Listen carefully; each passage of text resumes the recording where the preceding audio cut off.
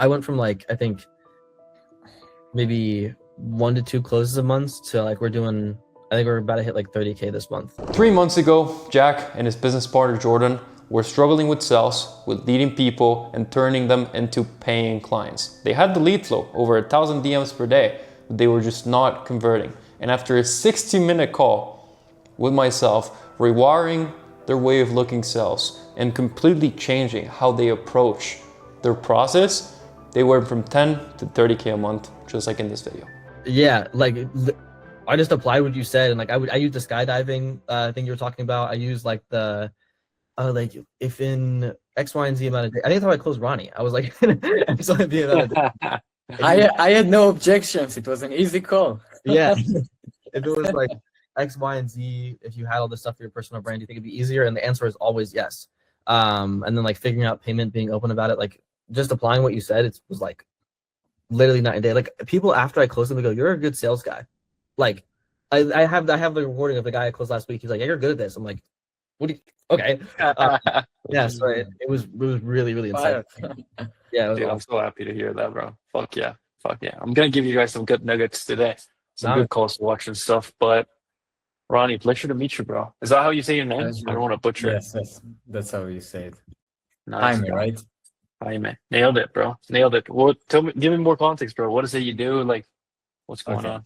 So basically, I coach men on how to build a discipline, basically like a self-improvement coaching program for 3 months. It costs about $2,000. Right now, I've had about 6 clients. Lately, in like the last month, I haven't closed any, and I've had a lot of calls recently, and I realized that I'm pretty ass at sales. Okay. So I told Jackson, and he contacted you. Yep. Also about the course, I'm working on a selling script, like a sales script. And yeah, I have a lot of questions. Yeah, go for it, bro. Go for it. Let's start with your questions, and then we can see kind of where the call goes. I have a few things I want to share, but let's just see how much time we have. For sure. So first of all, do you work with a script? Great question. Yes and no. I feel like you should have you can have the script, but you shouldn't follow it to the T. But a script is going to give you a lot of structure, basically, right? But you cannot just follow it because you're going to sound robotic and you're going to just sound like it's going to sound like an interview. You don't want a conversation sounding like an interview. You want a conversation sound like a conversation, especially on your niche, bro. Like you're selling to men how to be disciplined. Like they're there because they trust you to change their lives, literally. So you need to be there you need to be a big brother. I think I told Jackson about this last time, but you need to be the big bro of the conversation, right? The big bro that cares about you. How does a big brother speak to you? He listens and he fucking slaps you if he needs to, right? But out of care. Like, dude, like you're fucking up, bro. Like, what can we figure this out? Let's work together, right? Mm-hmm. But in order to become the big bro, you need to earn the respect. And how you earn the respect is not by building rapport or like saying, "Oh, I've helped so many men." No, it's just by asking the right questions, and just showing up with the right frame, right? What's showing up with the right frame? That honestly, just fucking minor things, but chest high, speak well, confident, like knowing, like it's more of a mind thing and an energy thing. But your frame is usually built with how much conviction you have that the person you're speaking to, you're able to change their lives, right? So for context, something that literally just happened 2 weeks ago. Right now, I'm managing a team on the trading space. We're doing like $500,000 this month, and the top closer, right? I hired him like 2 months ago, and he's good, but he had a lot of limiting beliefs. Funny enough, the only thing he changed, and it even sounds like corny, but he did a pre-call ritual, right? What does a pre-call ritual look like? It's so funny. I have it right here. So he writes down the lead's name on a paper. Jackson, this is something I would do as well, bro, for you, because this is something I learned like a week ago. Yeah, okay. Like write down the lead's name. I promise you it sounds like hella corny, but fucking like it works. So you write the lead's name and you write, I'm gonna help Lead's name change his life. I'm going to change Lead's name life.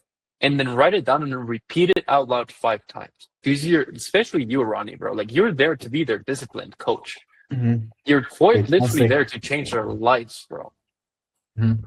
Right? Then you write that down. Second thing you're going to write is, I am detached from the outcome of this call. I don't care whether they buy or not. And you repeat that out loud 5 times to yourself.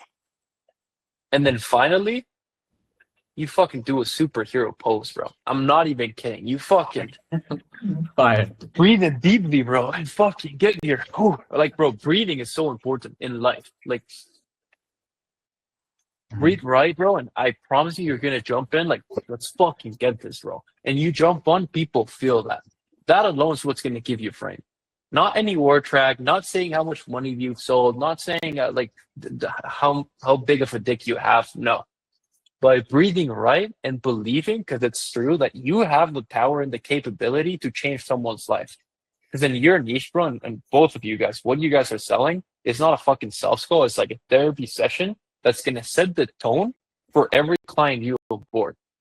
Because if you have a good sales call and you actually understand, this is the key word, you understand the person and you help them, you're going to have an amazing client as well. And a client you enjoy working with, and a client that, result of Jackson, are like, dude, you're good at sales. That call was fire. Does that make sense? Yeah.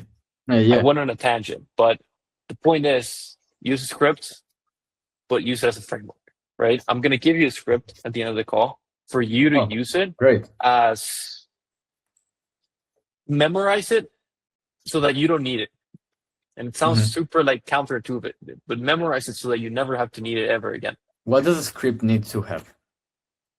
The script needs to have, like, for myself, bro, if that script has been a combination of over 50 grand I've spent on like coaches, but that script, I could just throw it away.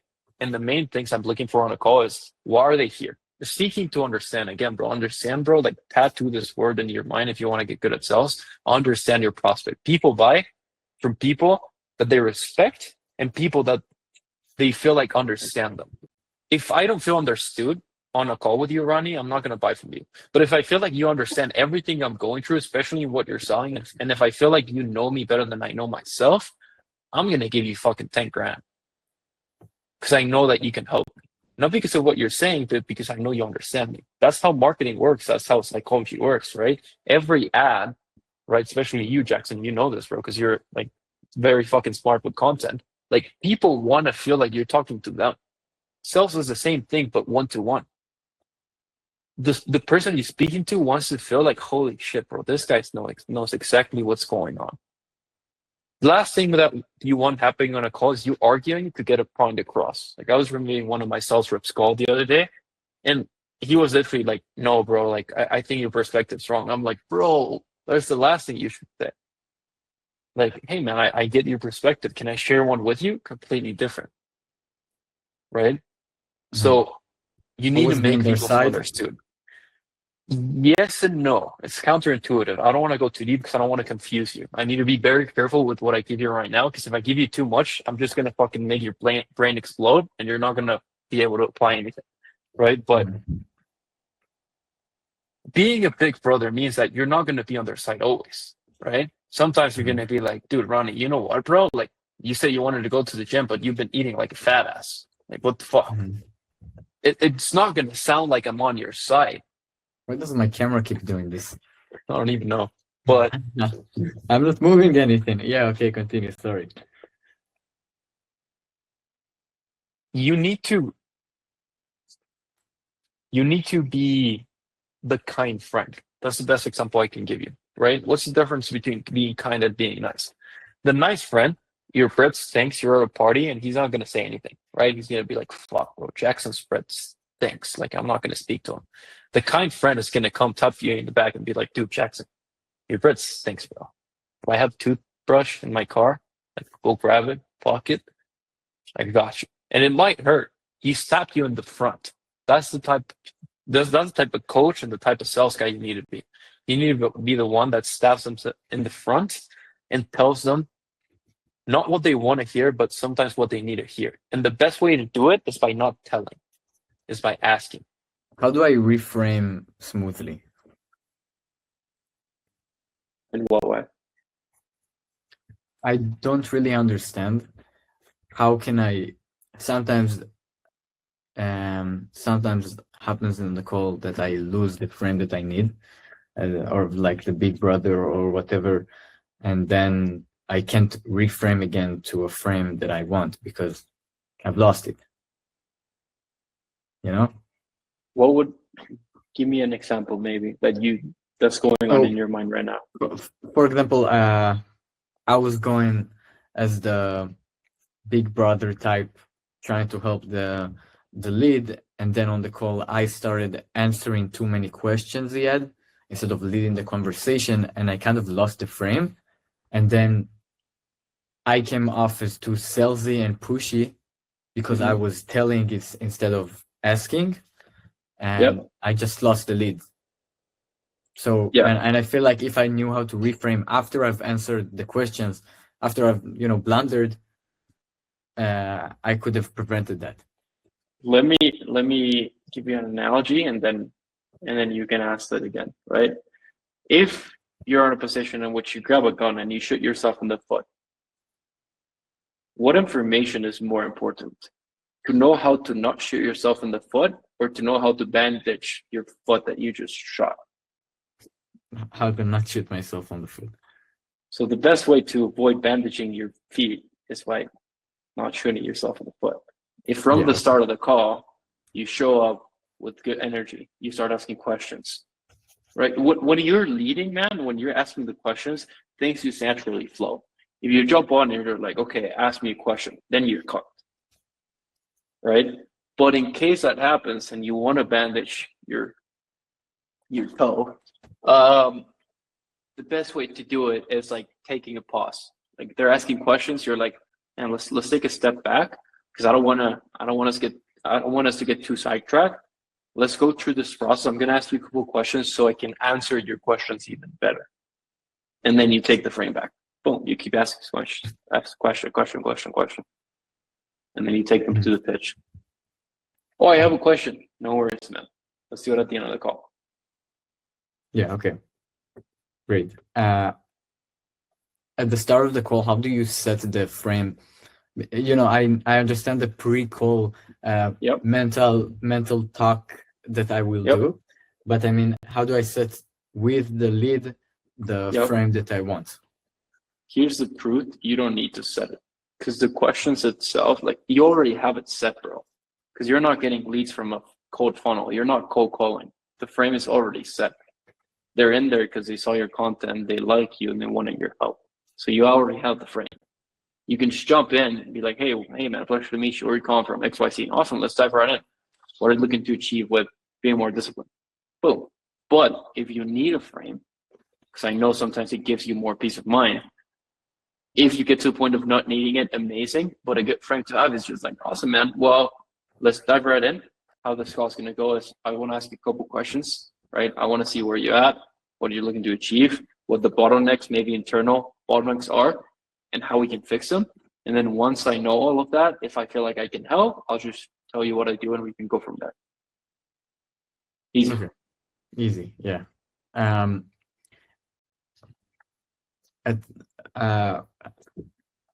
had a question in mind that I didn't write down that I was following up about.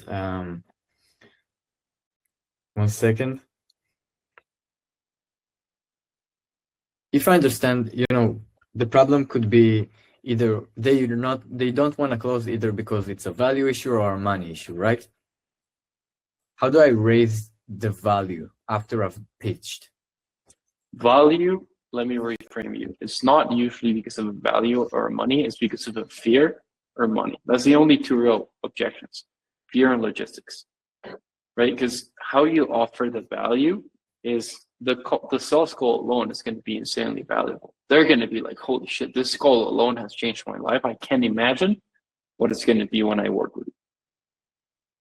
Like, bro, I've closed clients in which I don't show them shit. Like, I just run a really good sales call, and it's like, yep, awesome, man. Well, you ready to get started? They're like, yeah. and I just fucking close them on air, right? Which could be very unethical, but if I believe in what I'm selling, then it's good, right? And I know for a fact that everything I sold can change someone's life. The point is, don't focus on the pitch or how can I make it sound more valuable. Focus on actually helping them. Mm-hmm. Yeah, okay, right? good. So I'll put this as well on my whiteboard. yeah. So to answer your question, it's usually fear. It's not about them not seeing the value. It's usually about there's something underneath that you didn't find on the discovery that's now showing in an objection. Every objection is a consequence of something you missed in the discovery, because everything can be pre-handled. Okay, and how do I get over that fear? You know, because I see it a lot. And you will keep seeing it, because at the end of the day, that's what you're dealing with. Every person that's not disciplined is afraid of something. It's afraid of something. So your job as a coach is to help them overcome it. So I'm curious, how do you help them overcome not being disciplined to your clients right now? How my program is built is basically they have me 24/7. They have the calls, and I understand what is stopping them, whether it's bad habits or how they see themselves, self-image, all of that stuff, and I help them kind of reframe their mind to believe that they are better through doing more good habits and doing less bad habits. That's in the easiest way possible how I help them. Yeah. Okay. So when someone is afraid, right? Because you obviously know that, for example, a bad habit is usually a symptom, right? The concept, the actual disease is maybe a belief they have. That's why they keep indulging in that habit. So how to handle the fear? There's no magic word track. Maybe the skydiving analogy helps with some people, but even that. What's skydiving? So a skydiving analogy is an analogy I thought I told to Jackson to use, which is basically like, man, when they admit that they're afraid, they need to admit that they're afraid, or at least that you need to get it to think about it, right? Yeah, man, have you ever gone skydiving? No, but would you like to? No, whatever the answer is. Well, let's say you were, right? Let's say you're going, you jump on the plane, it's in the air, 15,000 feet off the ground, and the door opens. You feel the wind in your face, and then look down the window, and you're like, holy shit, $2,000. Scary, right? Yeah. What does your body tell you? Like, don't do it because you're gonna die, right? Because your body's trying to keep you safe. But we don't grow from safety, right? We grow from discomfort. Is that fair to say? Yes. So on that plane, your emotions tells you not to jump, but your logic also tells you that people die 100 times more in a car than on jumping off a plane. So you would actually safer jumping off a plane than driving your car, right? That's what logic tells you, but you still feel afraid. Is that fair to say? Yes. So the longer that you look down the buoy, right? If you just you're on the edge and you're just looking down, and 1 second goes by, 5 seconds, 1 minute. Does it get easier or harder to jump? Harder. Why? Because you're thinking of all the reasons why not to do it, right? Now, do you believe, like logically, do you believe that I can help you get to where you want to go? Do you believe that as your coach strapped to your back, I'm going to actually pull the parachute in time? Yes, I do. Okay. So why would you want to put yourself in the position to look down the buoy for longer? What do you feel like the version of yourself that's already disciplined, what would he do right here, right now? He would jump without looking. There you go. Close you. That's one way of doing it, right? There's so many analogies like that. Again, I don't even want to give you more because you're just going to have so much in your mind. It's going to be hard to apply. In order for me to give you value, a lot. I'll use that one. I know. In order for me to actually give you value and something you can implement, I need to give you just little by little, bro. But to answer your question, how do you handle fear, bro? That's the beauty of sales, right? How do you close? It's like you asking me, how do I close more deals? Well, get better. Okay. Yeah, okay. Put in more reps, bro. Speak to more people. Like, first way of handling fear is have people admit that they're afraid. If you're having a think about a conversation, there's not like the elephant in the room is not even there. But if you're having a conversation that's like, dude, Randy, I'm afraid. Like, fuck yeah, bro, you're a good sales rep. Now just handle that based on what they're saying. Help them. Just like you'd help one of your students that's not being disciplined. Yeah, great.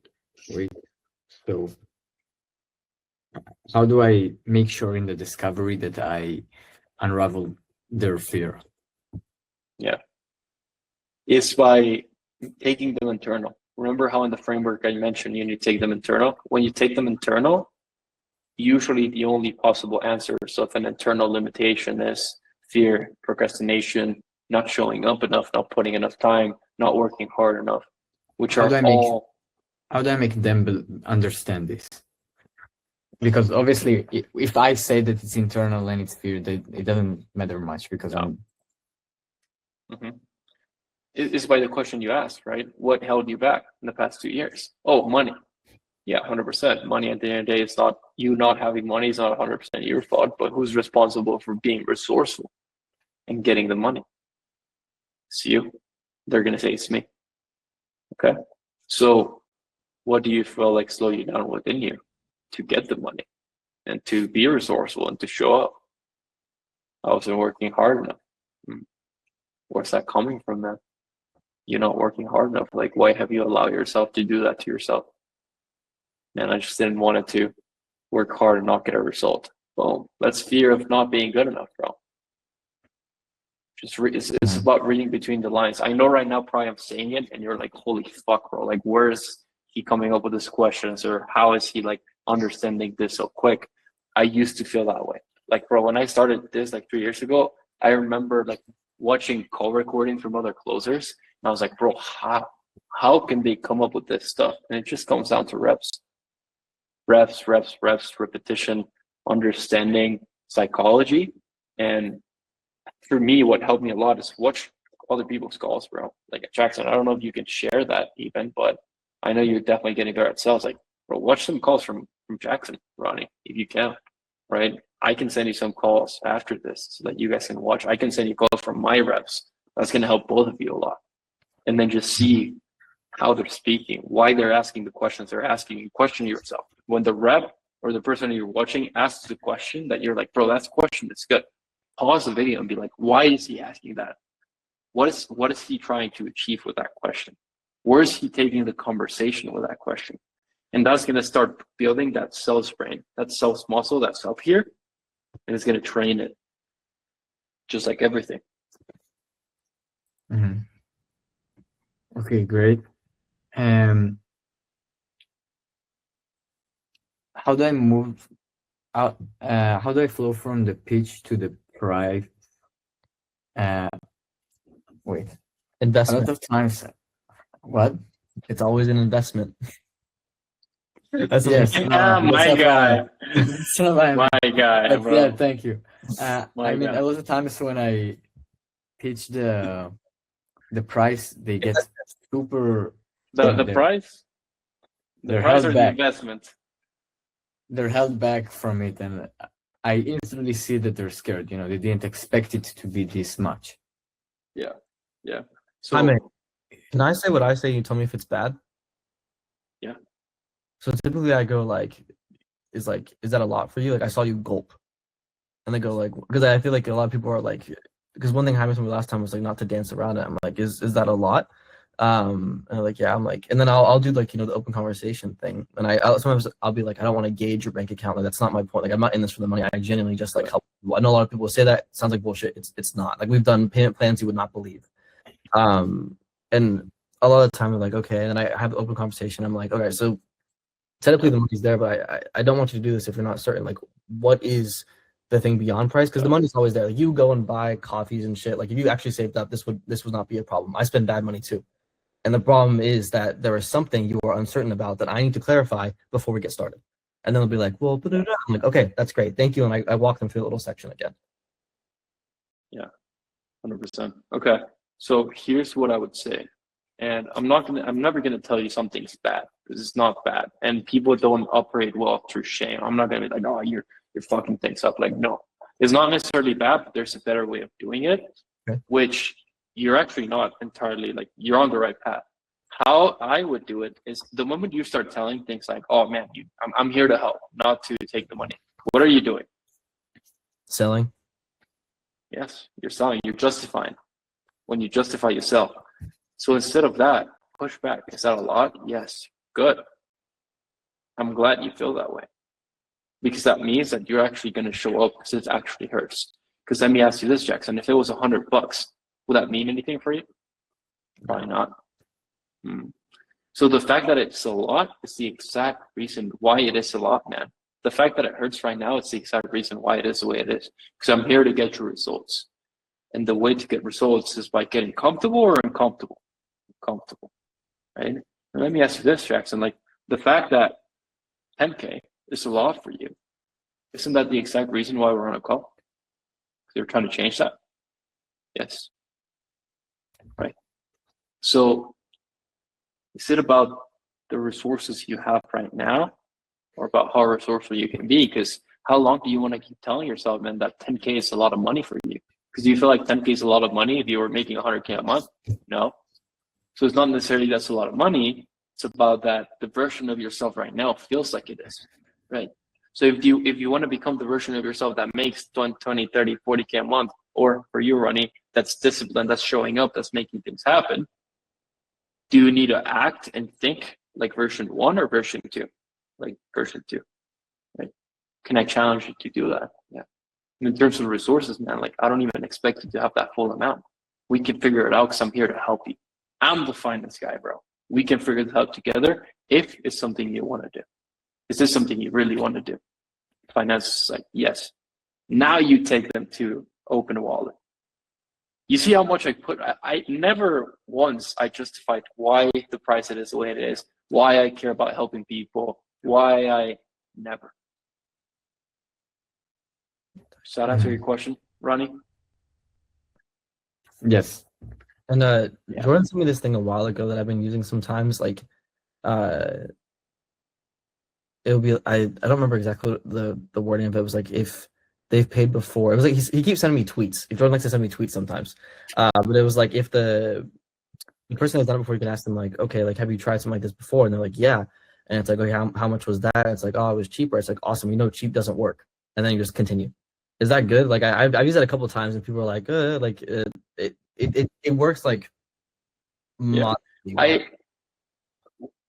The idea is amazing. Though how you say it doesn't work is you're telling, right? Here's how I do it. You said cheaper. You said something cheaper. Can I share a perspective with you? Yes. Right. Let me give you an analogy. Right. If you're on the highway with your family, right? Your family's in the backseat, and your truck pulls over right in front of you. Do you want the good brakes or the cheap brakes? The good brakes. Why? Because I want to make sure they're safe. When something's cheaper, do you feel like you make it cheap for the goodness of their heart, or it's probably lacking something? It's probably lacking something, right? So do you want the good result or do you want the cheap result? I want the good result. So handled. Sick. Do we have time for you to show me the things you wanted to show me? Because I don't have any other questions, and we have 4 minutes. I don't think so. Like honestly, I talked about most of the things I wanted to talk about. I wanted to mainly give you a frame and a process for you to follow, and I kind of give it to you. But I'm gonna send for both of you this.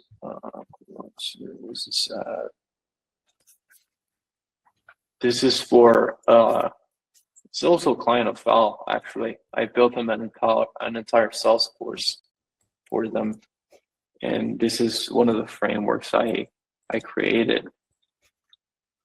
Here, use this. Don't share it with everyone and their mom if you can, but you can both of you use that. And then I do want to share. Is this script? Like yes, framework / scripts, more so script, but use it as a framework.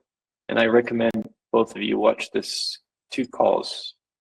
I'm gonna send you one of my top closers that I really like, and then one of my calls, so that you guys can have it in you'll see what I mean with asking questions, with leading, with even speaking to high ego prospects. The one I'm going to send you is from a guy that's doing like 30K a month, and he's like 23-year-old engineer with like 20 people under him and shit. Where's this at? Jaros here it is. Okay, yeah, this still works here. Let me know if both the links work. And then you guys should have a lot of homework with those two.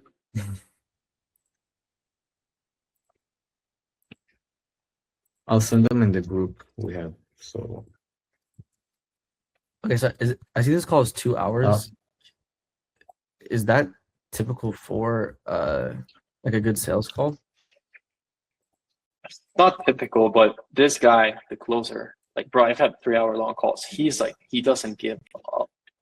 Like, he doesn't give up. It's like, yes, no, fuck you. There's no other answer. That's it. So, bro, I see him calls for like 3 hours, and then he closes with you. So I mean, this is gonna learn you guys as well how to stay on the pocket. Like, stay on the fucking pocket, bro. that's crazy. Because to me, if we because I guess like my last question is like when I'm booking out calls, sometimes they're like, should I be giving myself more space if I do need to stay in the pocket, as you say? Like, should it be like a larger buffer time? So like if it does, because I give myself like it's only 15 minutes now. Saying out loud is pretty stupid. But like, yeah, don't think about it all the time, bro. Think about it. Is there anything left? Like, is there gas in the tank? Do you feel like you could have said something better? Do you feel like you could have done deeper? Do you feel like you could have helped more? Because if you do, fucking stay on if it takes 4 hours, bro. But if you don't, if you're like, I can't help this guy, just jump on the first 15 minutes of the call, you know? because my fastest close was 30 minutes. That was like when I was able to because some of them are like insanely like ridiculously warm. Like there's this one client who went on a 24-month financing option. But like me and Jordan saw that, we're like, there is no, like we've gone above and beyond for him, but like we were like, that is crazy. He was so warm. Like he didn't have the money, we figured it out. Pretty cool though. Oh yeah, that's fire, bro. That's fire. But let me know how you guys feel. Like, call us, shoot me questions on the group chat. Just ping me. If I don't answer, ping me again, please, because I get flooded. Don't be afraid of following up with me. Yeah. Great, man. Hope it was helpful. Yeah, Hope I Yeah, it didn't was- confuse you even more, Randy. No, it was very, very valuable. I really appreciate it. I'm gonna reread my notes and go to sleep because it's like 11 p.m. here. Go for it, bro. Just Sure. funny thing. I had a call with another one of Val's clients, Jackson, and they were like, I just want to come here to know how to pitch. And bro, I just went hard on them, and like 40 minutes in, it was like, bro, I'm so frustrated. I'm like, why? So I just want to learn how to pitch, bro, and I just realized my whole process is shit. That's funny, man. Yeah, so I just hope I didn't confuse you more, but No, it was really so much, so much value. Thank you so I'm much. happy, bro. I'm happy. I mean, you're in the right place, bro. You're with Jackson, so We want Ronnie to close, and then after that, we have checked off all of the boxes of creative direction, and he said I get a sweet testimonial. So that was this is our 3-step process. fuck yeah, bro. Fuck yeah. All right, Crush speaking it, bro. I'll get it. Don't worry. But yeah, I thank have you. a shit ton of cold DMs to do tomorrow. Peace out, boys. All right, boys. Let me know. Right. Let me know if you have questions on those calls. Gotcha. See ya. All right. Thank you. Peace. Thank you very much. Goodbye, guys.